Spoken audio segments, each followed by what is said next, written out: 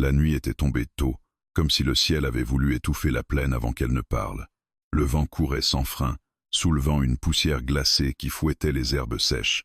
À des kilomètres de toute ville, une cabane de bois tenait debout par obstination. Derrière une fenêtre couverte de givre, une lampe à huile tremblait, dessinant une île de lumière au milieu du noir. Ethan Cole vivait là parce que la solitude ne posait pas de questions. Il avait cessé d'aimer les hommes le jour où il avait compris qu'ils promettaient surtout pour se trahir. Assis à sa table, il démontait un vieux revolver, pièces alignées avec une patience froide. Ses mains portaient des entailles anciennes, et ses phalanges épaisses parlaient de bagarres gagnées au prix de quelque chose qu'on ne récupère jamais. Un coyote hurla puis se tut. Ethan leva la tête, immobile. Le silence revint, trop net. Alors un bruit arriva, minuscule dans tant d'espace, 3 coups faibles, irréguliers, contre la porte. Il n'alla pas tout de suite ouvrir. Les coups reprirent, plus bas, comme si la main glissait. Une voix se perdit dans le vent. Ethan se leva, prit son fusil, arma sans bruit, et s'approcha.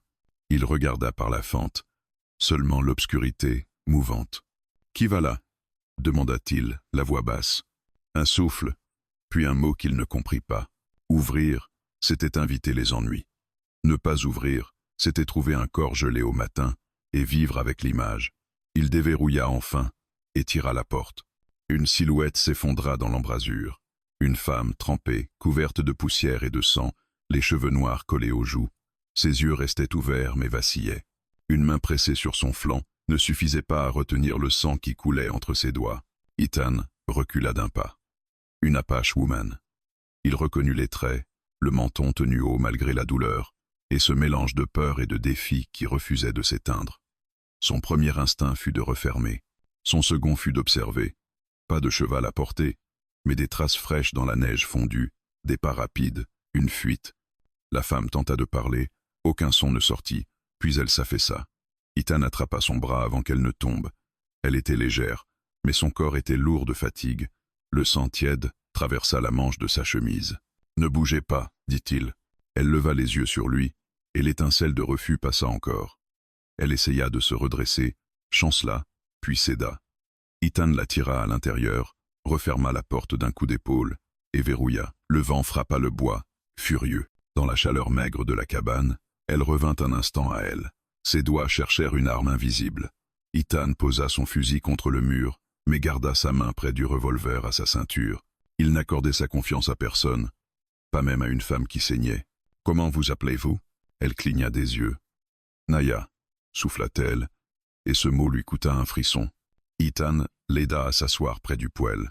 La lampe révéla mieux la plaie, un trou sombre au flanc, entouré de sang coagulé. Il avait vu assez de blessures pour savoir qu'elle pouvait mourir avant l'aube. « Qui vous a fait ça » Naya détourna le regard, comme si prononcer un nom le faisait entrer. Elle murmura quelques syllabes dans sa langue, puis sa tête retomba. Son souffle se fit court. Ethan jura, puis fouilla une armoire. Un bol d'eau, un linge propre, un flacon d'alcool. Ses gestes étaient mécaniques, appris loin d'ici, à des heures où personne ne demandait pardon. Il posa le linge sur la plaie. Naya tressaillit, étouffa un gémissement, puis saisit le poignet d'Ethan avec une force surprenante. « Non » souffla-t-elle, dure malgré la faiblesse. Ethan soutint son regard. « Si je ne nettoie pas, vous mourrez. » Elle hésita, puis relâcha. L'alcool coula. L'odeur brûlante envahit la pièce. Naya serra les dents jusqu'à blanchir, une larme silencieuse roulant sans qu'elle ne l'essuie. Elle ne voulait pas offrir sa douleur. Quand il eut terminé, Ethan banda la plaie. Il fit boire à Naya une gorgée d'eau. Elle avala difficilement et ferma les yeux. Il resta debout, le linge sanglant entre les doigts, à écouter le feu craquer. Un bruit, dehors. Lointain, sec, comme un fer frappant une pierre. Ethan se figea. Le vent pouvait gémir, pas claquer ainsi. Il éteignit la lampe, ne laissant que la lueur du poêle, et colla son visage à la fenêtre givrée. Rien d'abord. Puis, très loin, une lueur brève sur une colline, une étincelle, ou un reflet. Un homme, un feu, peut être une arme. Ethan revint vers Naya. Elle dormait, ou faisait semblant. Dans la lumière des braises, son visage paraissait plus jeune, plus fragile, mais il y avait dans ses traits une endurance qui ressemblait à la sienne. Il pensa au coup à la porte, à la décision prise trop vite. Il s'assit près d'elle, le revolver sur ses genoux. La cabane, soudain, ne lui appartenait plus. Quelque chose cherchait cette femme. Et maintenant, quelque chose le chercherait lui aussi. Il se força à respirer lentement. Dans sa tête, des images anciennes revenaient. Une ruelle poussiéreuse, des cris, un ami tombé parce qu'Ethan avait hésité une seconde. Ce jour-là, il s'était juré de ne plus laisser le sort des autres entrer chez lui. Pourtant, une inconnue venait de franchir son seuil, et le serment se fendillait. Il posa l'oreille contre la porte, guetta des pas, un murmure, le frottement d'une selle. Rien, mais l'absence même de bruit sonnait comme une promesse de violence. Il vérifia aussi le verrou, 2 fois. Le vent redoubla, comme un avertissement. Ethan leva les yeux vers la porte verrouillée. « Cette nuit, murmura-t-il, elle vient de changer nos destins. » Le feu avait brûlé bas quand Ethan rouvrit les yeux. Il ne dormait jamais vraiment, seulement par fragments, l'esprit toujours prêt à bondir. La tempête dehors s'était calmée, laissant un silence si épais qu'il faisait mal aux oreilles.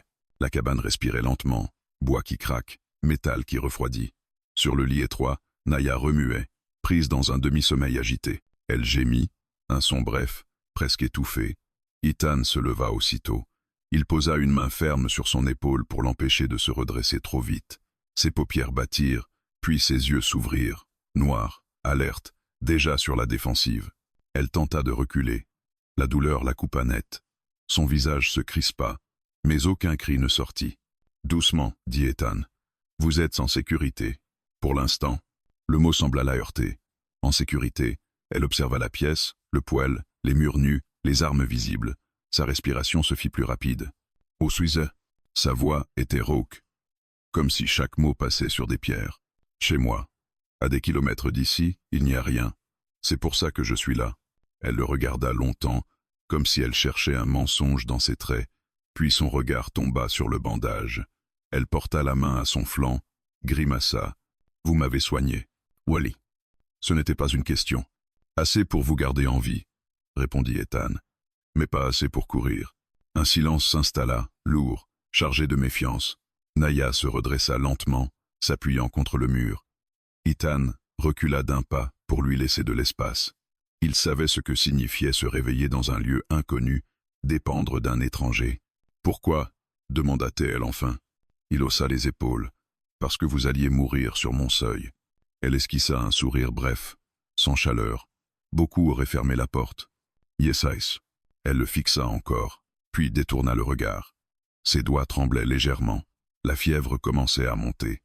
Ethan alla chercher de l'eau et la posa près d'elle. « Buvez. » Elle obéit, à petites gorgées. L'eau sembla lui rendre un peu de force. Son regard se fit plus clair, plus dur aussi. « Is me merchant » dit-elle. Ethan ne répondit pas tout de suite. Il s'assit sur une chaise, de manière à voir la porte et la fenêtre en même temps. « Je m'en doute. Ce ne sont pas des chasseurs de primes ordinaires. Ils ne le sont jamais. » Naya inspira profondément, comme pour rassembler ce qui lui restait d'énergie. « Ils ont tué ceux qui m'aidaient. Ils brûlent, ils pendent, ils laissent des messages. » Ethan serra la mâchoire. Les messages, il connaissait. La peur comme avertissement. « Pourquoi vous ?» Elle hésita. Son silence dura trop longtemps pour être vide. Puis elle parla, à voix basse. « Parce que je suis parti. Parce que je refuse de mourir en silence. » Ethan la regarda avec attention. Il voyait dans ses yeux quelque chose de familier, la décision prise trop tard pour reculer. Un bruit sec résonna dehors, un craquement de branches, distinct du vent. Ethan se leva d'un bond, attrapa son fusil et fit signe à Naya de se taire. Il s'approcha de la fenêtre, observa. La nuit était claire. La lune révélait les collines nues. Rien. Mais il sentit cette certitude lourde, celle qui ne trompe pas. « Ils sont proches » murmura Naya. « Oui. » Il verrouilla de nouveau, cala une chaise sous la poignée. Puis il se tourna vers elle. « Écoutez-moi bien. Si vous êtes ici, ils finiront par venir. Et s'ils viennent, ils ne repartiront pas en parlant. » Elle soutint son regard. « Je le sais. Alors vous devez me dire ce que vous leur avez pris. » Ses yeux brillèrent, non de peur, mais de colère. « Je ne leur ai rien pris. Je me suis reprise. » Ethan comprit que ce qu'elle fuyait était plus qu'un crime. C'était un ordre ancien, une loi imposée par la force.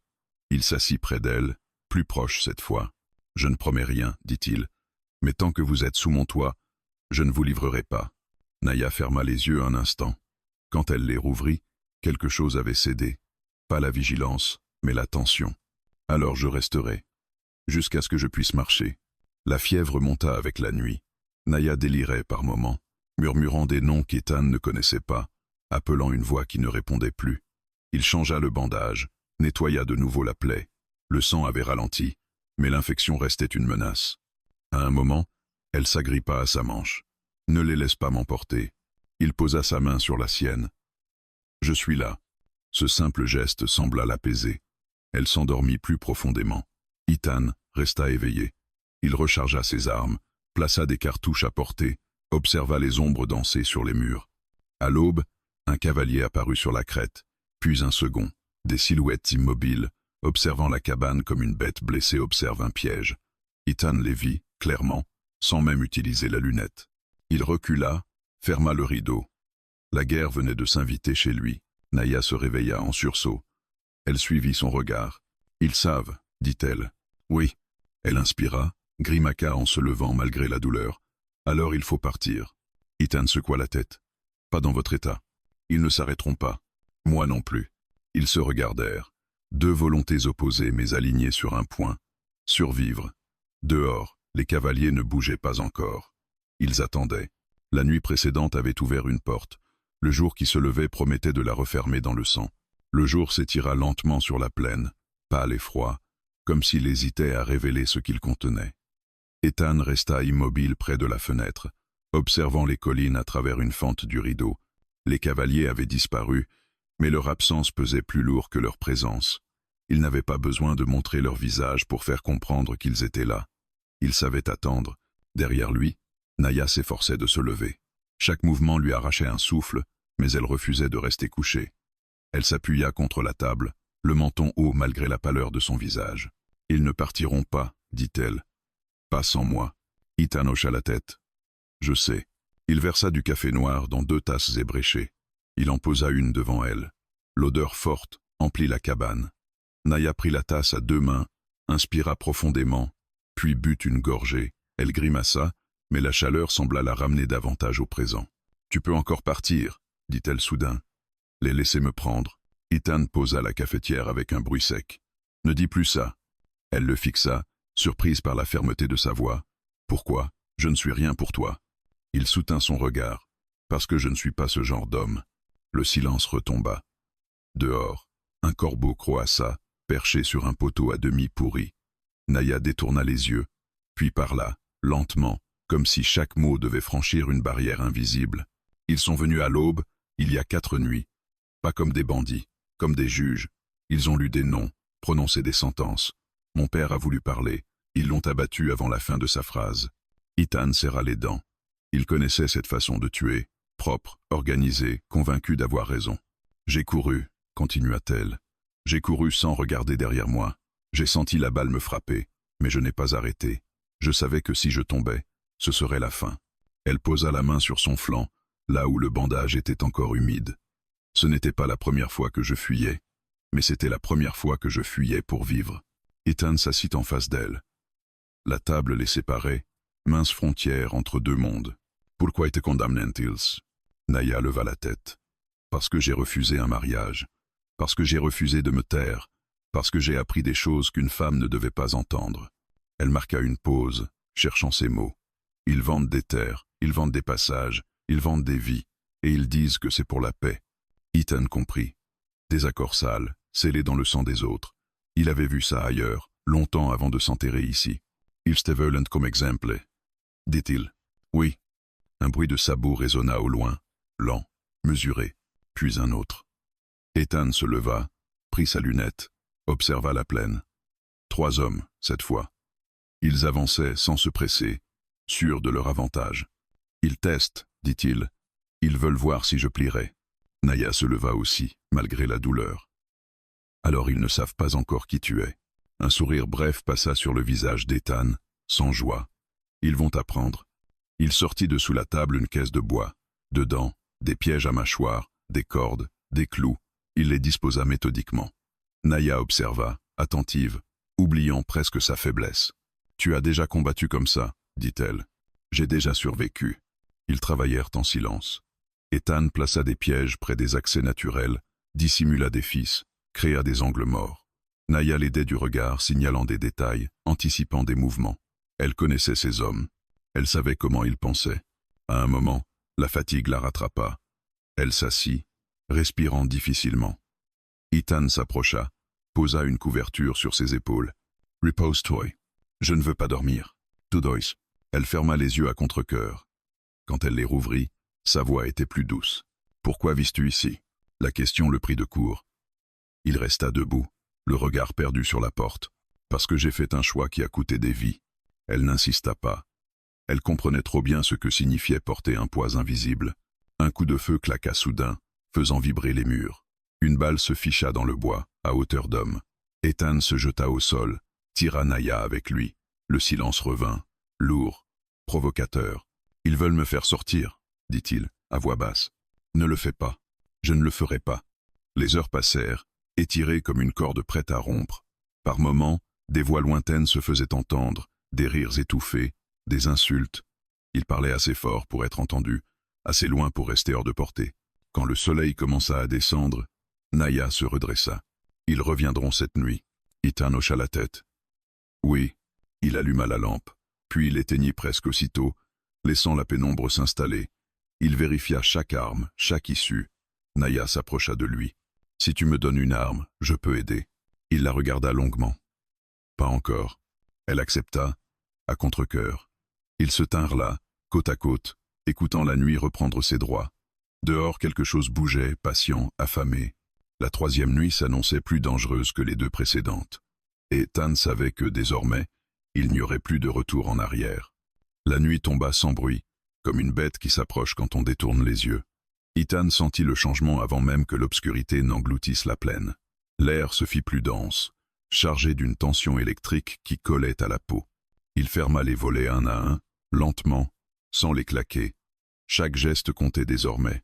Naya était assise près du mur, enveloppée dans une couverture. Son visage avait repris un peu de couleur, mais la douleur restait visible dans la raideur de ses épaules. Elle suivait chacun des mouvements d'Ethan avec une attention presque militaire. Elle n'était plus seulement une femme blessée. Elle redevenait une survivante. « Ils attaqueront quand tout sera calme », dit-elle à voix basse. « Quand tu penseras qu'ils ont renoncé. » Ethan hocha la tête. « C'est aussi ce que je ferai. » Il souffla la lampe, ne laissant que la lueur rouge du poêle. La cabane plongea dans une pénombre épaisse. Les ombres s'allongèrent, se confondant avec les angles. Ethan se plaça près de la porte, fusil prêt, genoux légèrement fléchis. Il avait connu des nuits comme celle-ci. Autrefois, quand la tente faisait plus de dégâts que les balles, le premier bruit vint de la gauche, un frottement, presque imperceptible. Ethan ne bougea pas, puis un autre, plus proche, un pas mal assuré, volontairement bruyant cette fois, comme une provocation. Naya retint son souffle. Une voix s'éleva dehors, calme, moqueuse. « On sait qu'elle est là, cowboy. Inutile de faire durer. » Ethan serra la mâchoire. Il reconnut ce ton, l'assurance de celui qui croit déjà avoir gagné. « Partez, » répondit-il. Sa voix porta loin dans la nuit. « Vous n'avez rien à faire ici. » Un rire étouffé répondit. « Tu n'es pas payé pour mourir pour elle. » Ethan ne répondit pas. Il n'était payé pour rien. C'était précisément pour ça qu'il tenait encore debout. Un coup sec résonna soudain, suivi d'un cri. Le premier piège venait de se refermer. Un homme hurla dehors, douleur brute, surprise totale. Les autres jurèrent. Le silence se brisa net. Ethan tira. Une détonation sèche fendit la nuit. Il vit une silhouette tomber, sans savoir si elle se relèverait. Naya se couvrit les oreilles, mais resta immobile. Elle savait que bouger, c'était mourir. Les hommes se dispersèrent, criant des ordres. Des balles frappèrent les murs, faisant voler des éclats de bois. Ethan se déplaça rapidement, changeant de position entre chaque tir. Il ne cherchait pas à tuer, seulement à désorganiser, à créer le doute. Un bruit sourd retentit derrière la cabane. Quelqu'un essayait de contourner. Ethan lança un regard à Naya. « Reste ici, quoi qu'il arrive. » Elle voulut protester, mais il avait déjà disparu dans l'ombre. Il sortit par la porte arrière, se fondant dans la nuit. Le froid mordit immédiatement sa peau. Il longea le mur, silencieux, puis se figea. Une silhouette avançait prudemment, arme levée. Ethan attendit que l'homme passe devant lui, puis frappa. Le choc fut brutal, court. L'homme s'effondra sans un son. Ethan reprit son souffle à peine une seconde, avant qu'un autre coup de feu ne claque. La balle passa si près qu'il sentit la chaleur lui brûler la joue. Il se jeta au sol, roula, tira. Un cri répondit. À l'intérieur, Naya entendait tout. Chaque détonation lui serrait le cœur. Elle se força à rester calme, à écouter. Elle se souvenait de ce que son père lui avait appris. Dans le chaos, il faut observer, pas paniquer. Une ombre apparut soudain à la fenêtre. Une main tenta de l'ouvrir. Naya se leva malgré la douleur, attrapa le couteau posé sur la table. Quand la vitre éclata, elle frappa sans réfléchir. Le couteau s'enfonça dans l'avant-bras de l'homme. Il hurla, recula, puis s'effondra sous un tir venu de l'extérieur. Ethan entra en trombe, essoufflé, le regard brûlant. Il vit le couteau dans la main de Naya, le sang sur le sol. « Tu vas bien ?» demanda-t-il. Elle hocha la tête, tremblante. Il allait entrer. Ethan posa une main sur son épaule. « Tu as bien fait. » Le combat dura encore de longues minutes. Des cris, des coups de feu, puis le silence. Un silence différent, lourd, définitif. Ethan resta immobile, écoutant. Plus rien ne bougeait. Quand il sortit enfin, la plaine était jonchée de corps et de traces sombres. 2 hommes étaient morts. Les autres avaient fui. Pour l'instant, il revint dans la cabane, ferma la porte, verrouilla. Il s'adossa au mur, laissant enfin la fatigue le rattraper. Naya s'approcha lentement. « Tu es blessé ?» dit-elle. Il regarda son bras. Le sang coulait, sombre, épais. Il n'avait pas senti la balle le frôler, ni l'éclat de bois qui l'avait entaillé. « Ce n'est rien. » Elle secoua la tête. « C'est toujours comme ça que ça commence. » Elle l'aida à s'asseoir, nettoya la plaie avec des gestes hésitants mais déterminés. Leurs mains se frôlèrent. Un instant, le monde sembla s'arrêter. « Tu aurais pu partir, » dit-elle doucement. « Même maintenant. » Ethan la regarda, fatigué mais lucide. Eux aussi, ils ont choisi de revenir. Le feu crépitait doucement. Dehors, la nuit semblait retenir son souffle. Cette attaque n'était qu'un début, ils le savaient tous les deux. La 4e nuit venait de sceller quelque chose entre eux. Un pacte silencieux, forgé dans la violence et la survie. Et désormais, ils devraient en payer le prix ensemble. L'aube arriva comme une trêve trompeuse. Une lumière pâle glissa sur la plaine, révélant les traces de la nuit, le sol piétiné, les marques sombres figées dans la terre froide, les pièges brisés. Le vent s'était levé, effaçant peu à peu les odeurs de poudre et de sang, mais il ne pouvait pas balayer ce qui restait dans les esprits. Ethan se tenait dehors, immobile, observant l'horizon. Il avait bandé son bras à la hâte, serré trop fort, pour contenir la douleur et le saignement. La fatigue pesait sur ses épaules comme un manteau humide. Il comptait les pas, évaluait les angles, cherchait les signes d'un retour immédiat. Rien. Les hommes avaient reculé, au moins pour l'instant. Derrière lui, la porte s'ouvrit doucement. Naya sortit, enveloppée dans sa couverture. Le froid la fit frissonner, mais elle resta debout.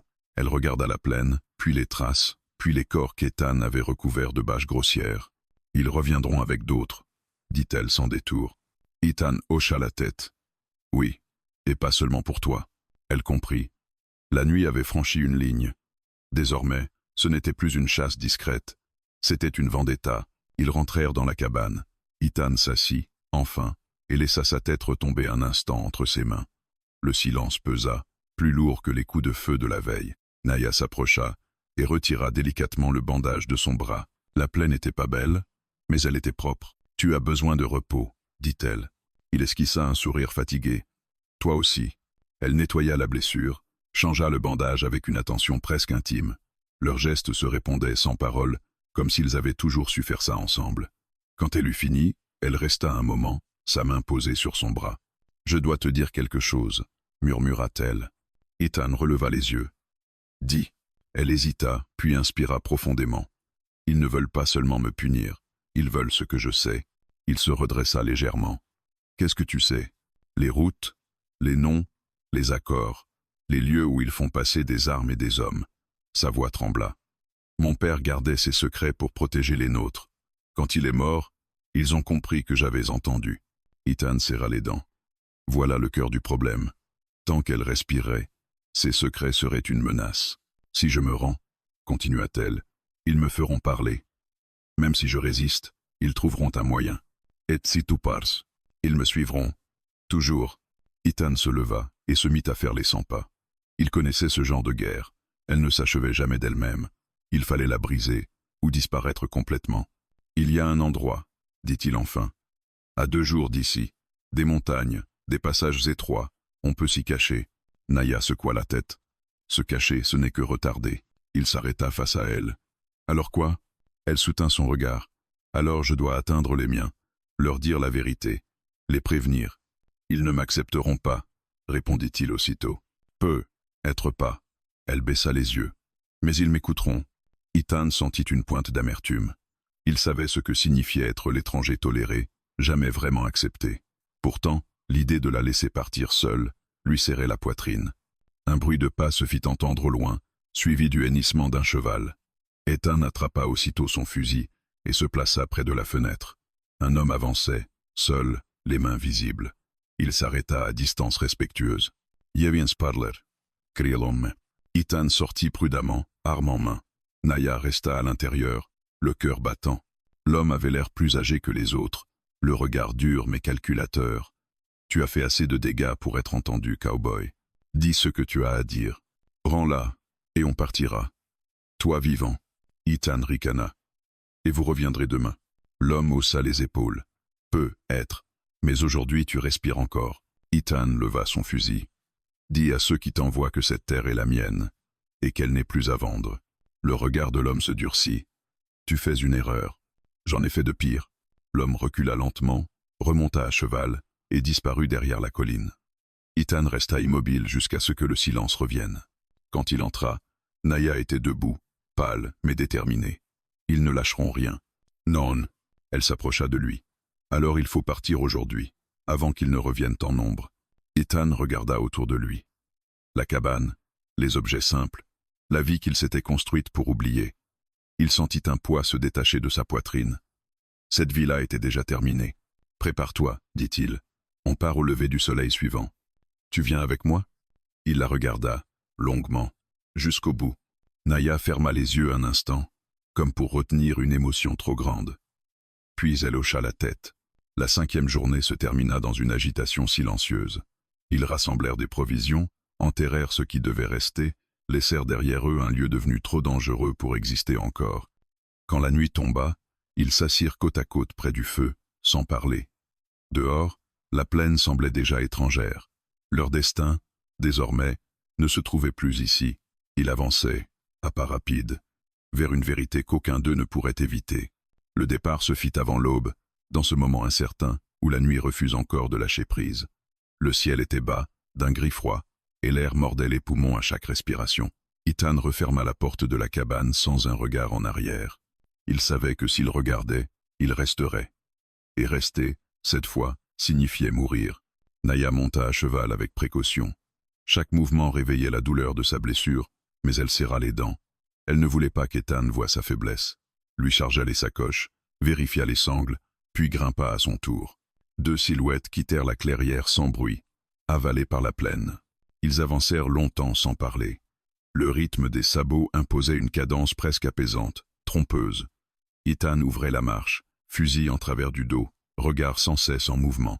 Naya suivait, attentive aux signes, aux odeurs, aux traces invisibles pour les non-initiés. Elle savait lire la terre comme un langage ancien. À mesure que le soleil montait, la fatigue se fit sentir. Ils s'arrêtèrent près d'un maigre bosquet pour boire et reprendre souffle. Ethan descendit, aida Naya à mettre pied à terre. « Ça va ?» demanda-t-il. Elle acquiesça, même si son visage trahissait l'effort. « Tant que je peux rester droite, je peux avancer. » Ils repartirent. Le terrain changeait peu à peu, devenant plus accidenté. Les collines se rapprochaient, offrant des cachettes, mais aussi des pièges. Ethan savait que c'était là que leurs poursuivants seraient les plus dangereux. En début d'après-midi, Naya tira sur la bride. « Attends. » Ethan s'immobilisa aussitôt. Elle descendit lentement, s'agenouilla malgré la douleur, et posa la main sur la terre. Son visage se ferma. « Ils nous suivent. 3, être 4. Pas loin. » Ethan observa les environs. Rien à l'œil nu. Depuis quand? Depuis ce matin. Ils ont changé de cavalier. Ceux d'hier étaient trop bruyants. Un sourire sombre passa sur le visage d'Ethan. Ils apprennent. Ils reprirent la route, mais plus prudemment. Ethan choisissait les chemins les moins évidents, longeant des zones rocheuses, traversant des ruisseaux pour brouiller les pistes. Naya, malgré la fièvre qui la gagnait par vagues, restait concentrée. À la tombée du jour, ils atteignirent un défilé étroit. Des parois rocheuses s'élevaient de chaque côté, sombres et menaçantes. Mauvais endroit pour camper, dit Ethan. Naya hocha la tête. Mais bon endroit pour savoir s'ils sont proches. Ils avancèrent encore, jusqu'à ce que la nuit les oblige à s'arrêter. Ils attachèrent les chevaux dans une cavité naturelle, allumèrent un feu minuscule, presque invisible. Ethan partagea une ration. Naya mangeait à peau. Tu brûles, dit-il en posant une main sur son front. Yes, ice. Il la fit s'allonger, ajusta la couverture. Elle attrapa son poignet. Si je ralentis trop, ne termine pas cette phrase. Elle esquissa un sourire faible. Tu n'écoutes jamais. Ethan resta près d'elle, l'arme posée contre sa cuisse. Les heures passèrent. La nuit était silencieuse, mais pas tranquille. Il sentait des regards, une présence diffuse, puis un bruit, une pierre déplacée, trop nette pour être un animal. Ethan se leva sans bruit, se glissa hors de la cavité. Il vit une silhouette se découper sur la crête, puis une autre. Ils avançaient à pied, prudents. Il tira sans sommation. Un homme tomba, roulant le long de la pente. Les autres se dispersèrent aussitôt. Des coups de feu éclatèrent, ricochant contre la roche. Naya se redressa malgré la douleur, cherchant quelque chose à quoi se tenir. Ethan revint vers elle. « Restez ici. Donne-moi une arme. » Il hésita, puis lui tendit un revolver. Une balle à la fois. Elle hocha la tête, déterminée. Les hommes tentèrent d'encercler le défilé. Ethan se déplaçait vite, frappant puis disparaissant. Un cri, puis un autre. Le chaos dura peu, mais il fut brutal. Quand le silence revint, Ethan compta les corps. 2 à terre. Les autres avaient fui. Encore. Il retourna vers Naya. Elle tremblait, mais tenait encore le revolver. « Tu as tiré » demanda-t-il. « Non. Mais j'étais prête. » Il posa une main sur son épaule. « C'est suffisant. » La fièvre gagna du terrain cette nuit-là. Naya délirait, appelant sa mère, son père, parlant de rivières rouges et de chevaux sans ombre. Ethan resta éveillé, lui donnant de l'eau, murmurant des mots qu'il ne savait pas rassurants mais qui étaient sincères. À l'aube, elle ouvrit les yeux. « Tu es toujours là, murmura-t-elle.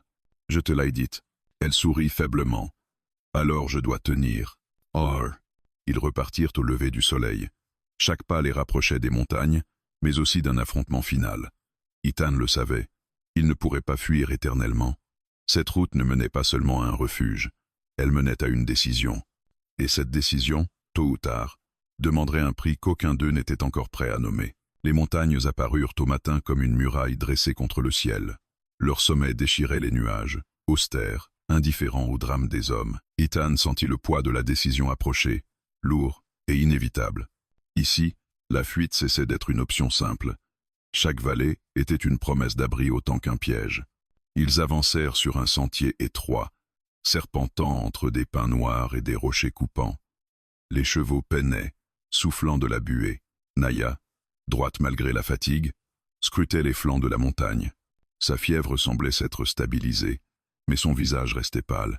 Elle avançait par volonté plus que par force. « Nous approchons des terres où les miens passent parfois, » dit-elle. « Pas pour vivre, pour surveiller. » Ethan acquiesça. « Alors il faut être invisible. » Ils laissèrent le sentier principal pour un passage secondaire, presque effacé. À midi, ils atteignirent une clairière encaissée. Ethan mit pied à terre, observa les traces, trop propres, trop récentes. « On n'est pas seul, » murmura-t-il. Naya descendit à son tour, s'agenouilla. Elle posa la paume sur la terre humide, ferma les yeux. Ils ont contourné par le nord. Ils veulent nous pousser vers le ravin. Ethan serra la mâchoire. La stratégie était claire. Les coincer, les forcer à se dévoiler. Ils menèrent les chevaux derrière un amas de rochers, les attachèrent bas, puis progressèrent à pied. Le silence était total, oppressant. Chaque pas résonnait comme un aveu. Ethan avançait devant. Fusil prêt. Naya suivait, revolver serré contre elle, la respiration maîtrisée. Un coup de feu éclata soudain, sec, brutal. La balle frappa la roche à quelques centimètres de la tête d'Ethan. Il se jeta à couvert, tira en retour sans viser. Des cris résonnèrent en écho, amplifiés par les parois. « Ils sont 4, lança Naya. 2 à gauche, 2 en hauteur. Ethan hocha la tête, se déplaça en zigzag, utilisant le relief. Il tira, changea de position, tira encore. La montagne rendait chaque son trompeur. Les hommes criaient des ordres, nerveux. Ils n'étaient pas chez eux. Une silhouette surgit à gauche. Ethan tira trop tard. Naya leva son arme et fit feu. L'homme s'effondra, glissant sur la pente. Le bruit sourd de son corps s'éteignit dans le ravin. Naya resta figée une seconde, le souffle court, puis elle rechargea. Mécaniquement, tu as fait ce qu'il fallait, dit Ethan. Elle acquiesça, les yeux brillants. Non de peur, mais d'une résolution froide. Le combat s'intensifia. Les poursuivants tentaient de prendre de la hauteur. Ethan comprit leur intention trop tard. Un cri d'alerte monta de la crête. Une ombre se projeta au-dessus d'eux. Ethan poussa Naya hors du chemin.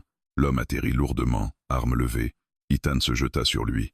Les deux roulèrent dans la poussière, frappant, grognant. Le revolver tomba, hors de portée. L'homme était plus jeune, plus rapide, mais Ethan avait la rage des survivants. Il frappa encore, jusqu'à sentir le corps s'affaisser. Un coup de feu claqua. Ethan se figea, croyant un instant avoir été touché. Puis il vit le dernier homme tomber, abattu par Naya. Elle restait debout, tremblante, larmes fumantes. Le silence retomba, lourd, définitif. Le vent reprit, sifflant entre les rochers comme un chant funèbre. Ethan se releva lentement, vérifia les corps. Aucun ne respirait. Cette fois, il ne reviendrait pas.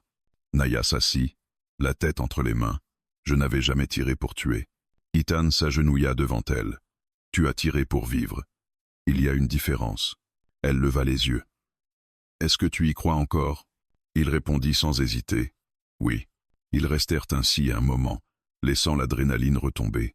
Puis Ethan se redressa, scruta l'horizon. On ne peut pas rester ici. Ils récupérèrent les chevaux, repartirent plus haut dans la montagne. À mesure qu'ils avançaient, la végétation changeait. Les pins cédaient la place à des arbustes bas, à des pierres nues. Le chemin devenait plus rude, mais aussi plus sûr. À la tombée du jour, ils atteignirent une corniche étroite, surplombant une vallée cachée. Des feux minuscules y scintillaient, presque invisibles. Naya inspira profondément. C'est là. Ethan sentit son estomac se nouer. Ils te reconnaîtront. Mais moi, tu es avec moi, dit-elle simplement. Ils descendirent prudemment. À mesure qu'ils approchaient, des silhouettes se détachaient de l'ombre, des regards méfiants, des mains prêtes. Une voix s'éleva, dure. Arrêtez-vous. Naya s'avança, vacillante mais droite. Je suis Naya, fille de Tashunka. Je viens avec la vérité. Un murmure parcourut le groupe. Des visages s'approchèrent, étonnés, méfiants. Un homme plus âgé s'avança, observa Ethan longuement. Et lui? Naya répondit sans détour.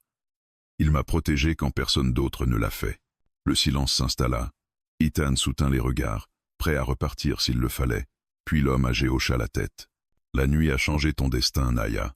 Peut être le sien aussi. Ils furent conduits à l'intérieur du camp. Les feux éclairaient des visages graves, marqués par la survie. Naya raconta tout. Les accords, les morts, la chasse. Les murmures devinrent colère. Ethan resta en retrait, conscient d'être toléré, pas accepté. Pourtant, quand Naya se tourna vers lui, son regard disait clairement qu'elle n'aurait pas survécu sans lui.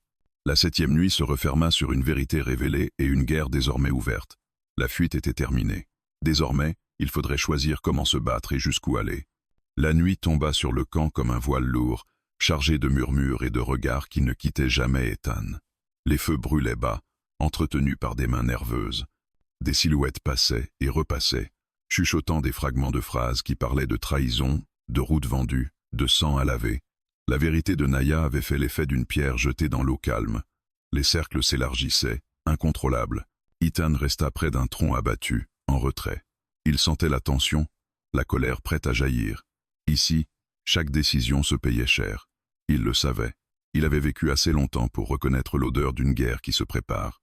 Naya s'approcha, le visage grave mais déterminé. « Ils veulent décider avant l'aube », dit-elle à voix basse. Certains parlent de livrer les noms aux autorités. D'autres veulent frapper les premiers. Ethan croisa les bras. « Et toi ?» Elle inspira profondément. « Je veux que ça s'arrête, pas que ça recommence ailleurs. » Un homme âgé s'approcha, le même qui avait parlé à leur arrivée. Ses cheveux gris encadraient un visage durci par les hivers. Le conseil se réunit maintenant. La femme qui parle vrai a le droit d'entrer. Lui, il désigna Ethan, peut écouter, pas parler. Ethan hocha la tête. Il n'était pas venu pour commander. Ils entrèrent sous une grande tente. Les visages s'alignaient en cercle, éclairés par une lampe tremblante. La colère y côtoyait la peur. Naya prit la parole, raconta encore, plus précisément, les routes, les points de passage, les noms. Des murmures éclatèrent. Un homme frappa du poing. Ils ont vendu nos enfants pour leur paix. Un autre répondit, plus calme. Si nous attaquons, ils diront que nous sommes les sauvages. La discussion monta, âpre. Ethan observait, notant les alliances, les fractures. Il savait que la vérité n'unissait pas toujours. Parfois, elle divisait plus encore. Un éclaireur entra brusquement, couvert de poussière. Ils approchent. Une douzaine. Armés. Ils ont contourné par le sud. Le silence tomba comme une pierre. Le conseil se leva d'un même mouvement. La décision venait d'être prise pour eux. Ils savent où nous sommes, dit l'homme âgé. Ils veulent finir ce qu'ils ont commencé. Naya se tourna vers Ethan. Ils n'auraient jamais dû nous suivre jusque-là. Ethan posa sa main sur la sangle de son fusil. Alors, on ne les laisse pas entrer. Ils se déployèrent rapidement. Les feux furent éteints, les chevaux déplacés. Les guerriers prirent position sur les hauteurs, le long des sentiers étroits. Ethan se retrouva avec Naya près d'un passage rocheux, un goulet naturel. La lune éclairait assez pour distinguer les silhouettes, pas assez pour viser proprement. « Tu n'es pas obligé, » dit Naya, la voix basse. Il la regarda. « Je suis déjà dedans. » Les premiers coups de feu éclatèrent, secs, agressifs. Les balles ricochèrent contre la pierre. Les hommes avançaient en formation, confiants dans leur nombre. Ils ne s'attendaient pas à une résistance organisée. Des cris jaillirent quand les premières silhouettes tombèrent, frappées depuis les hauteurs. Ethan tira, se déplaça, tira encore. Il connaissait ce terrain improvisé. Frapper, disparaître, frapper ailleurs. Naya observait, signalait les mouvements, sa voix ferme malgré le tumulte. Un homme parvint à franchir le goulet. Ethan s'élança, trop tard. La balle frôla l'épaule de Naya. Elle tomba à genoux, le souffle coupé. La colère explosa en Ethan. Il tira à bout portant. L'homme s'effondra. Naya. Elle leva la main. Ça va, juste une éraflure. Mais le combat ne s'arrêtait pas. D'autres arrivaient. Le camp vibrait de cris et de tirs. Un feu s'alluma plus loin, allumé par erreur ou par défi. Les ombres dansaient, rendant les distances trompeuses. Un groupe tenta de contourner par la droite. Ethan les vit trop tard. « Derrière !» cria-t-il. Les guerriers réagirent, mais un homme passa. Il visa Naya. Ethan se jeta entre eux. La balle frappa sa poitrine, le projeta en arrière. Le monde se contracta en un point brûlant. Il tomba, le souffle arraché. Le ciel tourna. Il entendit des cris étouffés, des pas précipités. Une chaleur épaisse se répandit sous sa chemise. Il pensa, confusément, que la décision avait enfin présenté son prix. Naya s'agenouilla près de lui, les mains couvertes de sang. « Reste avec moi » murmura-t-elle, la voix brisée. Il tenta de parler, n'y parvint pas.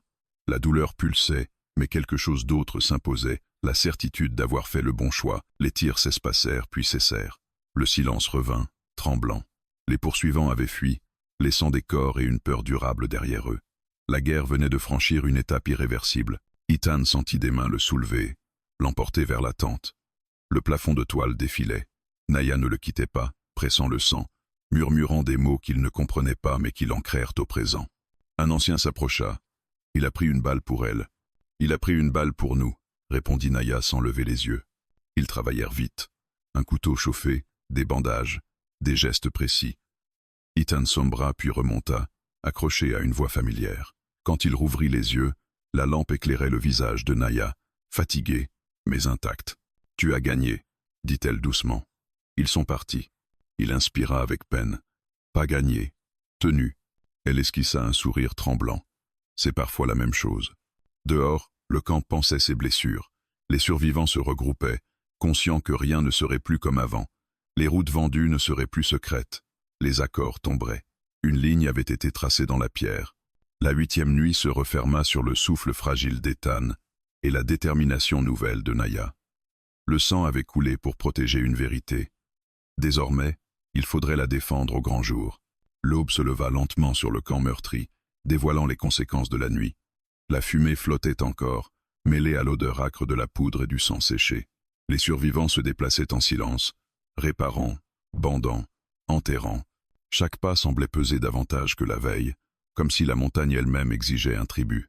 Ethan respirait difficilement sous la tente. La balle avait traversé la chair sans toucher le cœur, mais la douleur revenait par vagues, sourde et brûlante. Il ouvrit les yeux et vit Naya assise à côté de lui, immobile, comme si elle craignait que le moindre mouvement ne le fasse disparaître. Ses cheveux étaient défaits, ses traits tirés par une fatigue nouvelle, plus profonde. « Tu es réveillé, murmura-t-elle. « Pas encore parti, répondit-il avec un souffle qui se voulait léger. Elle laissa échapper un sourire fragile. Puis son regard se fit sérieux.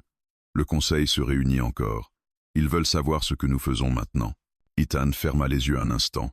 Ils veulent te protéger. Ils veulent surtout se protéger eux-mêmes. Elle hésita. Certains pensent qu'il faut livrer les preuves aux autorités. D'autres veulent frapper les hommes qui ont vendu les routes. Ethan inspira lentement, la douleur lui arrachant une grimace. Frapper, c'est ouvrir une guerre longue. Livrer, c'est croire que ceux d'en bas sont différents. Naya hocha la tête. Et toi? Il rouvrit les yeux. Moi, je ne compte plus les promesses, je compte les survivants. Un ancien entra sous la tente. Son regard se posa sur Ethan, mesurant sa faiblesse, puis sur Naya. Les hommes que vous avez repoussés reviendront avec des soldats, ou des papiers. Dans les deux cas, ils diront qu'ils apportent l'ordre. Naya se leva. Alors nous devons parler avant eux. L'ancien hocha la tête. La vérité doit sortir d'ici. Plus tard, rassemblés autour d'un feu faible, ils décidèrent. Des messagers partiraient vers plusieurs camps, vers des villes où l'on écoutait encore les témoignages quand ils étaient nombreux. Naya ferait partie de ceux qui parleraient. Son nom était désormais connu, sa voix reconnue. Ethan observa la scène depuis la litière. Il sentit une inquiétude sourde monter. Parler signifiait s'exposer. Encore. Naya revint vers lui. « Je pars demain. » Il la fixa. « Tu n'es pas en état de courir. Je suis en état de dire la vérité. » Elle posa sa main sur la sienne. « Et toi, tu ne peux pas voyager comme ça. » Il serra ses doigts, malgré la douleur. « Alors je te rejoindrai. » Elle secoua la tête. « Si tu bouges maintenant, tu mourras. » Le silence s'installa entre eux, chargé de ce qu'aucun ne voulait dire. Ils avaient survécu ensemble, combattu ensemble. Se séparer ressemblait à une trahison. « Écoute-moi, » dit-elle doucement. « Ce que nous avons commencé ne dépend plus seulement de nous. Tu m'as protégé pour que je puisse parler. Laisse-moi finir. » Ethan ferma les yeux. Il se revit, plus jeune, refusant de laisser partir quelqu'un qu'il aimait, et payant ce refus au prix fort. Il inspira, longuement. « D'accord, » dit-il enfin. « Mais prends-les. » Il lui tendit une petite sacoche, qu'elle n'avait jamais vue. À l'intérieur, des papiers froissés, des noms, des dates. « J'ai gardé ça d'une autre vie. Des preuves. Ça peut t'aider. » Naya le regarda, stupéfaite. Pourquoi ne pas les avoir utilisés? Parce que personne n'écoutait. Peut être que maintenant, si. La journée passa dans une agitation tendue. Des chevaux furent préparés, des itinéraires décidés. Naya parlait avec assurance, guidée par une détermination nouvelle. Elle n'était plus seulement une survivante, elle devenait un témoin. À la tombée du jour, elle revint s'asseoir près d'Ethan. Le camp s'apaisait autour d'eux. « J'ai peur, » avoua-t-elle. Il la regarda. « Le courage n'est pas l'absence de peur. » Elle sourit faiblement. « Tu dis ça comme si tu y croyais encore. »« J'y crois parce que je t'ai vu te relever. » Ils restèrent silencieux, observant le ciel se teinter de rouge. La montagne semblait retenir son souffle. Au matin, les messagers se mirent en route. Naya monta à cheval, droite malgré la douleur qui la traversait encore. Elle se tourna vers Ethan, qui se tenait debout avec peine, soutenu par un ancien. « Je reviendrai, » dit-elle. Il hocha la tête. « Je t'attendrai. » Elle partit sans se retourner. Ethan la suivit du regard jusqu'à ce qu'elle disparaisse derrière un pli de terrain. Une part de lui se vida, laissant place à une détermination calme. Il n'était pas fini. Passencore. Les heures passèrent.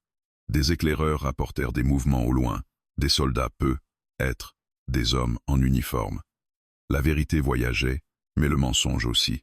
Ethan s'obligea à marcher, à respirer, à se relever. Il savait que le prochain combat ne se ferait pas seulement avec des armes. Il se ferait avec des mots, des preuves, des choix publics. La 9e nuit tomba, plus froide, plus claire. Ethan s'assit près du feu, seul cette fois. Il regarda les étoiles, se souvenant de la nuit où une femme blessée avait frappé à sa porte. Le destin avait changé, oui, mais il n'avait pas encore dit son dernier mot. La montagne sembla retenir son souffle pendant 2 jours entiers. Le camp vivait dans une attente tendue, comme suspendu entre 2 orages.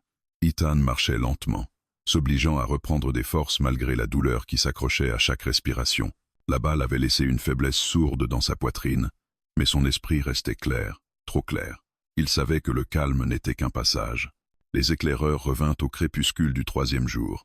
Leurs visages parlaient avant leurs mots. « Ils arrivent, dit l'un d'eux. Pas comme avant, en uniforme, avec des papiers. Ethan hocha la tête. Il s'y attendait. Quand les armes échouaient, on sortait la loi, ou ce qui s'en approchait le plus. Le conseil se réunit une dernière fois avant leur arrivée. Les anciens parlaient à voix basse, pesant chaque option. Certains voulaient partir plus haut dans les montagnes, disparaître encore. D'autres refusaient de fuir une seconde fois. Ethan se leva avec effort. Tous les regards se tournèrent vers lui. Il n'était pas des leurs, mais son sang avait coulé pour eux. Cela comptait. Ils diront qu'ils viennent apporter l'ordre, dit-il calmement. Ils diront que vous êtes protégés, tant que vous obéissez. Ils demanderont des noms, des signatures, des silences. Un murmure parcourut l'assemblée. « Et si nous refusons ?» demanda un jeune homme. Ethan répondit sans détour. « Alors ils feront des exemples, comme toujours. » Le silence tomba. Puis l'ancien qui avait accueilli Ethan prit la parole. « La femme qui parle vrai a semé quelque chose. Les messagers ne sont pas revenus les mains vides. » Un autre ancien ajouta. « Des villes ont entendu. Des témoins se sont levés ailleurs. Ils ne peuvent plus tout étouffer. » Ethan sentit une tension se relâcher légèrement. Naya n'avait pas parlé dans le vide. Le lendemain matin, une colonne apparut à l'entrée de la vallée. Des hommes en uniforme, impeccables, accompagnés de 2 officiers à cheval. Derrière eux, quelques silhouettes familières, les mêmes hommes qui avaient chassé Naya autrefois, désormais protégés par des insignes. Ethan se plaça à l'avant, malgré les protestations. S'il cherche quelqu'un à intimider, autant que ce soit moi. L'officier principal mit pied à terre, regard froid, sourire maîtrisé. Nous venons enquêter sur des troubles, des morts, des accusations graves. Ethan soutint son regard.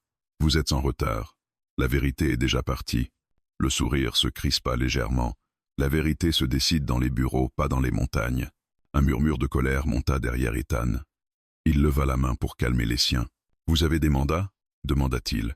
L'officier hésita une fraction de seconde, puis tendit des papiers. Ethan les prit, les regarda à peine.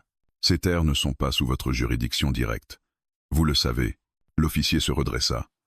Elles le deviendront. À cet instant, un cavalier surgit à toute allure depuis le sentier nord. Il portait les couleurs d'un autre camp. Il s'arrêta devant la colonne, essoufflé, et lança une sacoche à l'officier. Témoignage. Déclaration signée. Nomme. Il se tourna vers Ethan. La femme est en sécurité. Elle parle. Partout. Un frisson parcourut l'assemblée. L'officier ouvrit la sacoche, parcourut les documents. Son visage changea. Les regards de ces hommes aussi. Ce n'était plus une simple affaire locale. Vous feriez mieux de partir, dit Ethan doucement. Aujourd'hui. L'officier referma la sacoche avec lenteur. Ce n'est pas fini. Non, répondit Ethan. Mais ce n'est plus entre vos mains. Après un long moment, la colonne se retira. Pas en fuite, en repli, une différence subtile, mais réelle. Le camp respira enfin. Pas de victoire éclatante, mais un espace gagné. Un temps précieux. Ethan retourna près du feu, épuisé. La douleur revint, plus vive. Il s'assit lourdement. L'ancien s'approcha. « Tu pourrais rester ici, dit-il. Tu as gagné ta place. » Ethan secoua la tête. « Mon chemin n'est pas fini. Pas sans elle. » La nuit suivante, alors que le camp retrouvait un semblant de normalité, une silhouette apparut à l'entrée de la vallée. Une femme à cheval, droite malgré la fatigue. Ethan se leva avant même de la reconnaître. Naya descendit lentement, le regard déterminé. Quand elle vit Ethan, un sourire traversa son visage, mêlé de soulagement et de gravité. « Ils ont essayé de me faire taire, dit-elle. Ils ont échoué. » Ethan s'approcha, sans un mot. Ils se tinrent face à face, conscients que ce moment n'était pas une fin, mais un passage. « Tu has tenu ta promesse, » dit-il. « Et toi la tienne. » Ils marchèrent côte à côte jusqu'au feu. Autour d'eux, les regards n'étaient plus méfiants, mais reconnaissants. Naya parla longuement de ce qui venait. Des audiences, des représailles possibles, des alliances fragiles. Plus tard, quand le camp s'endormit, Ethan et Naya s'assirent à l'écart. La montagne brillait sous les étoiles. « Rien ne sera simple, dit-elle. Rien ne l'a jamais été. » Elle le regarda, sérieuse. « Tu pourrais repartir, reprendre ta solitude. » Il secoua la tête. « Elle m'a quitté la nuit où tu as frappé à ma porte. » Un silence doux s'installa. Pour la première fois, il n'était pas chargé de peur. La 10e nuit ne ferma pas une histoire. Elle en ouvrit une autre, celle d'un homme qui avait choisi de rester et d'une femme qui refusait désormais de fuir. Leur destin n'était plus dicté par l'ombre, mais par ce qu'ils feraient de la lumière qu'ils avaient arrachée au monde. La vallée retrouva peu à peu un rythme qui ressemblait à la paix, mais personne ne se faisait d'illusions. Les feux brûlaient plus haut, les veilles étaient doublées, et chaque cavalier aperçu au loin faisait lever des regards tendus. Ethan marchait davantage maintenant, malgré la douleur persistante dans sa poitrine. Chaque pas était un rappel. Il était vivant, mais pas indemne. La montagne ne donnait rien sans garder sa part. Naya passait ses journées à parler. Aux anciens, aux jeunes, aux messagers qui arrivaient et repartaient. Elle expliquait, précisait, écrivait quand on lui demandait de coucher les choses sur le papier. Sa voix était ferme, posée, sans colère inutile. Elle avait compris que la vérité devait être portée sans trembler pour ne pas être brisée. Un matin, un messager arriva avec une nouvelle qui fit taire le camp. Les hommes qui avaient vendu les routes n'étaient plus protégés. Les uniformes s'étaient retirés, prudemment, laissant derrière eux des promesses vagues et des regards fuyants. Mais l'un d'eux manquait à l'appel, le plus dangereux, celui qui avait ordonné la chasse. Il n'a pas fui, dit le messager. Il rassemble ce qui lui reste, des mercenaires, des hommes qui n'obéissent qu'à l'argent. Ethan sentit la vieille tension revenir, familière. Alors il veut finir ce qu'il a commencé. Naya hocha la tête. Et il ne viendra pas négocier. Le conseil se réunit de nouveau. Certains parlaient d'évacuer les familles vers des hauteurs plus sûres. D'autres voulaient tendre un piège. La peur et la détermination s'affrontaient sans se regarder. Ethan écoutait, silencieux, puis se leva. « Il viendra pour moi, dit-il, et pour elle, pas pour le camp. » Les regards se tournèrent vers lui. « Si nous restons ici, continua-t-il, il utilisera les vôtres pour vous forcer à céder. C'est sa manière de faire. » Un ancien fronça les sourcils. « Que proposes-tu » Ethan inspira profondément. « Que nous partions, tous les deux, que nous l'attirions loin d'ici. » Un murmure parcourut l'assemblée. Naya se leva aussitôt. « Non, tu ne peux pas décider ça seule. » Il la regarda. « Je ne décide pas pour toi. Je te propose une sortie. » Elle serra les poings. « Et si tu te trompes, alors je me tromperai loin de vos enfants. » Le silence s'installa, lourd. Les anciens se consultèrent du regard. L'idée était dangereuse, mais claire. Déplacer la menace plutôt que l'attendre. Plus tard, à l'écart du camp, Naya confronta Ethan. « Tu es prêt à mourir pour que d'autres vivent. » Il ne détourna pas les yeux. « Je l'ai déjà fait. »« Et moi ?» demanda-t-elle. « Tu m'emmènes pourquoi ?» Il hésita, puis répondit simplement. « Parce que c'est ton combat aussi, et parce que je ne te laisserai pas derrière. » Lec. Elle inspira longuement, la colère cédant la place à une lucidité dure. « Alors, on le fait ensemble, à notre manière. » Ils partirent avant l'aube suivante, sans annonce, avec 2 chevaux frais et peu de provisions. Le camp les regarda s'éloigner sans un mot. Ce n'était pas un adieu, c'était un pari. Ils descendirent vers les plaines, choisissant des chemins visibles, presque provocateurs. Ethan laissait volontairement des traces, faciles à suivre. Naya observait les alentours, attentive aux moindres signes. « Il mordra à l'hameçon, dit-elle. Oui, parce qu'il ne supporte pas qu'on lui échappe. » Au 3e jour, ils trouvèrent ce qu'ils cherchaient. Des traces nettes, nombreuses, des sabots lourds, pressés. Ils étaient suivis. Ils choisirent leur terrain avec soin. Un ancien relais abandonné, aux murs de pierre épais, isolé, entouré de collines basses. Un endroit où l'on pouvait voir venir sans être encerclé trop vite. La nuit tomba quand les premiers coups de feu retentirent au loin. Pas pour tuer, pour annoncer. « Il est là », murmura Naya. Ethan hocha la tête. « Et il est en colère. » Les mercenaires avancèrent en demi-cercle, confiants, nombreux. Leur chef s'avança, silhouette massive, regard durci par des années d'impunité. Il sourit en voyant Ethan. « Tu aurais dû rester dans ta cabane, cow-boy. » Ethan répondit calmement. « Tu aurais dû me laisser fermer la porte. » Le combat éclata sans autre échange. Ce ne fut pas une embuscade, ni un massacre rapide. Ce fut une lutte tendue, calculée. Ethan utilisait chaque recoin, chaque ombre. Naya couvrait ses angles, tirant avec précision. Ils se parlaient peu, mais se comprenaient parfaitement. Un mercenaire tomba, puis un autre. Les hommes hésitèrent, surpris par la résistance. Le chef cria des ordres, furieux. Il avança trop loin. Naya le vit le premier. « À gauche !» Ethan se tourna, tira. La balle frappa l'épaule de l'homme, le fit reculer, mais ne le stoppa pas. Il leva son arme, visa Naya. Ethan se jeta devant elle sans réfléchir. La détonation fut assourdissante. Il tomba lourdement, le souffle coupé, une douleur brûlante traversant son flanc. « Ethan !» cria Naya. Le chef s'approcha, arme levée. « C'est fini. » Un coup sec résonna. Le chef s'effondra, touché en pleine poitrine. Naya tenait encore son revolver, le regard glacé. Le silence retomba, définitif cette fois. Les mercenaires restants prirent la fuite, abandonnant leurs morts et leur argent. Naya se précipita vers Ethan. Il respirait, difficilement, mais il respirait. Elle appuya sur la plaie, les mains tremblantes. « Reste avec moi », murmura-t-elle, la voix brisée. Il ouvrit les yeux, esquissa un sourire faible. Toujours. La 11e nuit se referma sur un sol ensanglanté, mais débarrassé de sa plus grande menace. Le prix avait été payé. Restait à savoir si l'aube accepterait ce paiement ou exigerait encore davantage.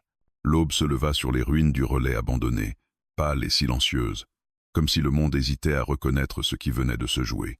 Le vent soulevait la poussière, effaçant lentement les traces de la nuit, mais pas celles gravées dans les corps et les mémoires. Naya était agenouillée près d'Ethan depuis des heures, sans sentir la fatigue ni le froid. Elle avait bandé sa blessure du mieux qu'elle pouvait, utilisant tout ce qu'ils avaient encore. Chaque respiration d'Ethan était un combat, courte victoire arrachée à la douleur. Il ouvrit les yeux au moment où la lumière franchissait la porte brisée. Son regard chercha le sien, comme s'il avait craint de la perdre pendant le passage. Elle se pencha, posa son front contre le sien, et laissa enfin couler les larmes qu'elle retenait depuis trop longtemps. « Tu es revenu » murmura-t-elle. Il esquissa un sourire presque invisible. « J'avais promis. » Ils restèrent ainsi, immobiles, jusqu'à ce que le soleil monte davantage. Les mercenaires avaient disparu, emportant leurs morts et leurs peurs. Le chef ne se relèverait pas. La chasse était finie. Pour la première fois depuis longtemps, le silence n'était pas une menace. Naya aida Ethan à se redresser. Chaque mouvement était une épreuve, mais ils tenaient, portés par une volonté calme, plus forte que la douleur. Ils sortirent du relais. La plaine s'étendait devant eux, vaste, indifférente, comme au premier jour. Rien n'indiquait ce qui s'était passé ici, sinon leur fatigue et le sang séché sur leurs vêtements. Ils marchèrent lentement jusqu'à une butte, s'assirent côte à côte. Naya regardait l'horizon, consciente que ce paysage ne serait plus jamais un simple décor. Il avait été le témoin de sa fuite, de sa colère, de sa renaissance. « Ils ne reviendront pas », dit-elle. Ethan inspira profondément, malgré la brûlure. Pas comme avant. Elle tourna la tête vers lui. « Tu pourrais partir maintenant, reprendre ta route. Personne ne te retiendrait. » Il observa ses mains, puis le ciel. « Je sais. Alors pourquoi restes-tu » Il la regarda enfin. Son regard n'était plus celui d'un homme traqué, mais d'un homme qui avait choisi. Parce que la solitude n'est plus un refuge. C'est un mensonge que je me racontais pour survivre. Naya sentit un poids se détacher de sa poitrine. Elle n'avait jamais cherché à être sauvée. Elle avait cherché à être reconnue. Dans ses mots, elle entendait cela. « Les miens m'attendent », dit-elle doucement. « Il y aura des témoignages, des procès, des représailles peut-être. Ce sera long. Sail. Yes, eyes. Tu n'es pas obligé d'entrer là, dedans. » Il hocha la tête. « Je n'entre pas. Je marche à côté. » Ils restèrent silencieux, écoutant le vent. Naya pensa à la nuit où elle avait frappé à une porte inconnue, blessée, traquée, persuadée qu'elle mourrait sans avoir été entendue. Elle pensa à ce qu'elle était devenue depuis. Une femme qui parlait, qui décidait, qui avançait sans baisser les yeux. « Il y a une autre option, » dit-elle soudain. Ethan leva les sourcils. Pas fuir, pas combattre sans fin. Construire, aider à garder les routes ouvertes pour les bonnes raisons. Protéger ceux qui ne peuvent pas se défendre. Il sourit faiblement. « Tu parles comme quelqu'un qui sait où elle va. J'ai appris en te regardant. » Ils se levèrent, lentement, et prirent la route du retour. Chaque pas les rapprochait du camp, mais aussi d'un avenir incertain. Pourtant, cette incertitude n'était plus une menace. Elle était un espace à habiter. Quand ils arrivèrent à la vallée, les regards se tournèrent vers eux, d'abord inquiets, puis soulagés. Les anciens s'approchèrent. Naya parla peu. Elle n'en avait plus besoin. Les corps absents parlaient pour elle. La décision avait été prise loin d'ici, et elle avait tenu. Ethan fut soigné correctement cette fois. On lui offrit un abri, une place près du feu. Il accepta sans protester. La nuit tomba, paisible, presque douce. Plus tard, quand le camp s'endormit, Naya et Ethan s'éloignèrent un peu, jusqu'à un promontoire d'où l'on voyait les étoiles se refléter sur la vallée. Elle s'assit près de lui. « La nuit a changé nos destins, » dit-elle. Il hocha la tête. Elle les a révélés. Elle posa sa main sur la sienne. Ce geste simple n'avait rien d'une promesse fragile. C'était un engagement calme, solide, forgée dans l'épreuve. Demain, reprit-elle, je parlerai encore, et après-demain, jusqu'à ce que ça n'ait plus besoin de ma voix. Et moi, dit-il, je resterai, tant que tu marcheras. Ils regardèrent le ciel, conscients que rien ne serait jamais facile, mais que rien ne serait jamais inutile non plus. Leur histoire n'était pas une légende née d'une victoire éclatante. C'était une vérité construite pas à pas, dans la nuit et la lumière, par deux êtres qui avaient refusé de laisser le monde décider à leur place. La 12e nuit ne ferma pas un cercle, elle l'élargit. Et dans cet espace nouveau, Ethan et Naya trouvèrent enfin ce qu'ils n'osaient plus espérer, non pas la paix parfaite, mais un sens à défendre ensemble.